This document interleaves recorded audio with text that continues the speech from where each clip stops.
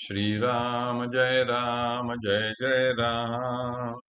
श्रीराम जय जय राम। श्रीराम जय जय राम।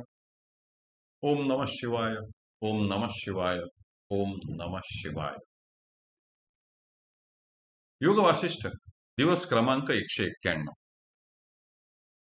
कर्कटीचा प्रश्न 18वा। अग्नित्वाचा त्याग न करता दाह न करणारा अग्नी कोणता?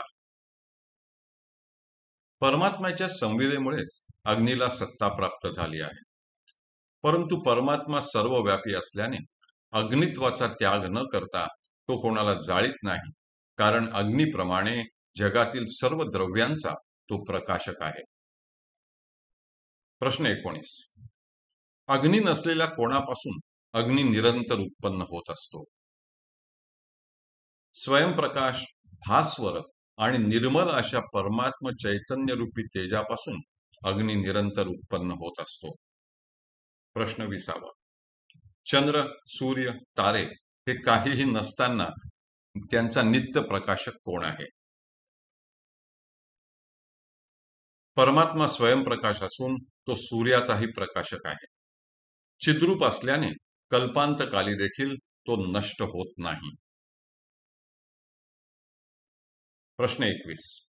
नेत्रांना अलभ्य अशा कोणापासून प्रकाशाची प्रवृत्ती होते? परमात्मा हा नेत्रांना अलभ्य असून अनुभवरूप हृदयातील दीपस्तंभ, सत्ताप्रद आणि अनंत असल्याने त्याला परमप्रकाश म्हणतात. इंद्रिये व मन यांना अगोचर अशा ह्या परमप्रकाशापासून अहंकारादिकांची प्रवृत्ती होते. म्हणजेच देह, इंद्रिये आणि विषय यांच्या ठिकाणी जी दृश्यता आली आहे ती परमात्म्यामुळेच आली आहे. प्रश्न 22. लता, गुल्म, अंकुर, चात्यंध व नेत्रहीन अशा प्राण्यांचा प्रकाशक कोण? ह्या सर्वांची वृद्धी आणि पोषण परमात्म्याच्या सान्निध्यामुळेच होत असल्याने त्यांचा प्रकाशक तोच आहे हे सिद्ध होते. प्रश्न 23. आकाशादिकांचा जनक कोण? काल, आकाश, क्रिया, सत्तात्मक जगत हे सर्व परमात्म्याच्या संवेदनामध्ये असल्याने जगताचा स्वामी, कर्ता व भोक्ता तोच होय. प्रश्न 24. कोणता अणु दूर असून जवळ आहे? इंद्रियांना अलभ्य असल्यामुळे तो चिद अणु दूर झालेला आहे, परंतु चिद्रूप असल्याने तो अतिशय जवळ आहे. प्रश्न 25. अणु असून पर्वताप्रमाणे अपरोक्ष म्हणजे प्रत्यक्ष कोण? अहम रूपाने सर्वांच्या ठिकाणी त्याची संवेदना असल्यामुळे अणु असूनही तो पर्वताप्रमाणे प्रत्यक्ष आहे. आपल्याला जगत म्हणून जे भासमान होते ती चिद अणूची कल्पना आहे. ती कल्पना देखील त्या अणूमध्ये असल्याने पर्वताधिक हे सत्य नाहीत. प्रश्न 26. कोणता निमेषच कल्प आहे? निमेषाच्या भासालाच निमेष म्हणतात आणि कल्पाच्या भासालाच कल्प म्हणतात. म्हणजे चिदणू रूपी निमेषच कल्प भासतो. प्रश्न 27. कोणता कल्पच निमेष आहे? कल्प क्रियारूपाने भासणारा चिदणूच निमेष आहे. कित्येक योजने दूर असलेले नगर जसे मनामध्ये भासमान होते त्याप्रमाणे निमेषाच्या उदरात कल्प भासतो.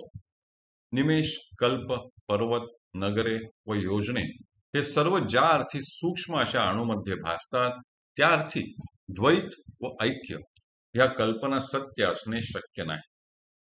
बुद्धीमध्ये मी पूर्वी अमुक केले व तमुक केले नाही अशा उत्पन्न होणाऱ्या कल्पना स्वप्नातील कल्पनेप्रमाणे भ्रामक होत. दुःखामधील अल्पसा काळ देखील दीर्घ भासतो आणि सुखामधील दीर्घ काळ देखील अल्प वाटतो. चैतन्यामध्ये चित्तवृत्तीमुळे होणारे सत्य असत्य निश्चय निव्वळ प्रतिभासात्मक आहेत. वस्तुतः निमेष नाही, कल्प नाही, जवळ नाही व दूर नाही, तर असंख्य वस्तूंच्या रूपाने स्थित असणाऱ्या चिदणूची ही सारी प्रतिभा आहे. प्रकाश आणि अंधकार, दूर आणि जवळ क्षण आणि कल्प यांच्यात व्यवहार दृष्टीने भेद दिसतो, परंतु तत्वदृष्टीने चैतन्य आणि ब्रह्म यांच्याप्रमाणे या सर्व कल्पना अभेदरूप आहेत. हरि ओम तत्सत. हरि ओम तत्सत. हरि ओम तत्सत.